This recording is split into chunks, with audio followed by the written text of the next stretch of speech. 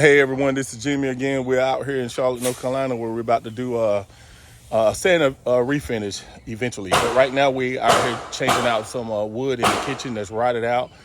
These floors are going to be natural, so we definitely had to change the. Obviously, we had to change the wood out because it's rotten.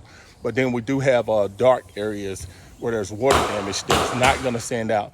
So just understand, when you have water damage, it's not going to sand out 99% of the time. So you have to replace the planks if you're looking for an even stain color across the board. Unless you're gonna go like with something like Jacoby beam, but any light colors, or you're trying to go natural, you have to change those boards out so to make sure it's a smooth finish and a smooth stain job. So let me turn it around and take you on in so I can give you an idea of what's going on. Okay, so one of the things we're gonna do here too is we're gonna sand and refinish this right here, this foyer. And then these steps are pine steps, which are the floors that I'm gonna show you here in a second, are red oak floors. These are pine. We're gonna sand and refinish those. We're gonna sand and refinish this foyer. Then we're gonna come up the stairs here. And my guy is already working, so it's gonna be a little loud in here. So let me come around and show you what's going on. Here go the red oak floors right here that we're gonna sand and refinish, and it's gonna go all the way back through this area here. Right now, let me go around the other way.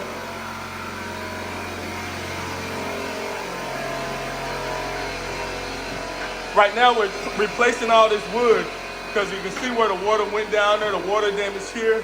We actually had to replace this board right here because it was rotten all the way through. So we replaced the subfloor here, and now, we're actually adding in the red oak floors, which is gonna be, this is raw wood right here, FYI. So this is raw wood, and then once you add the raw wood in, you actually have to sand and refinish the floor regardless of whatever color that you're gonna stain the floor.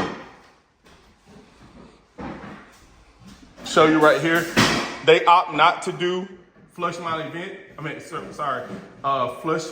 vents, which is something that I always offer clients when I'm sanding their floors or installing floors, because it brings out a more sleek look when it comes to the floors.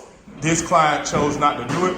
Here go a piece of the wood that was under the piece of plywood that we replaced. If you look at it right there, that's a lot of water damage. And that's what I mean by water damage and dark areas. Let me turn it over. See these dark areas right here on the wood? That's water damage right there from under the refrigerator. So, like I said, this area here, we're installing the wood, and these pine steps right here that's going down, I already informed the client that it's not gonna match these red oak floors, because obviously two different species. So it's gonna have a different look, but they don't care. They wanna just go ahead and move forward, sand and refinish the floors, and do a clear coat. So if that's what they want, that's what we're gonna do. Yeah, idea right back through here.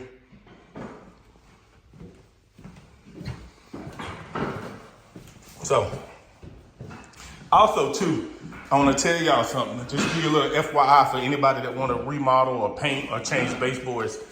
It's important, if you're going to have your floors sanded down and refinished, do not put the quarter round or the shoe molding, which is this piece right here, is the piece that's touching the floor.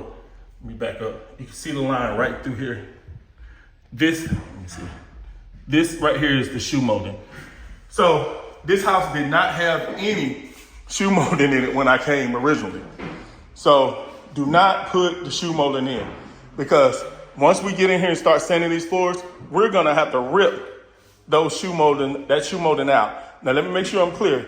Not the baseboard, the top piece, but the shoe molding, the piece that's actually touching the floor, because this is a waste of money. We're gonna have to rip this all up. Okay guys, just a quick update right here. We already replaced this area right here that was behind the refrigerator. We ended up having to replace the subfloor in this square right around here. And then we actually started installing the wood after that.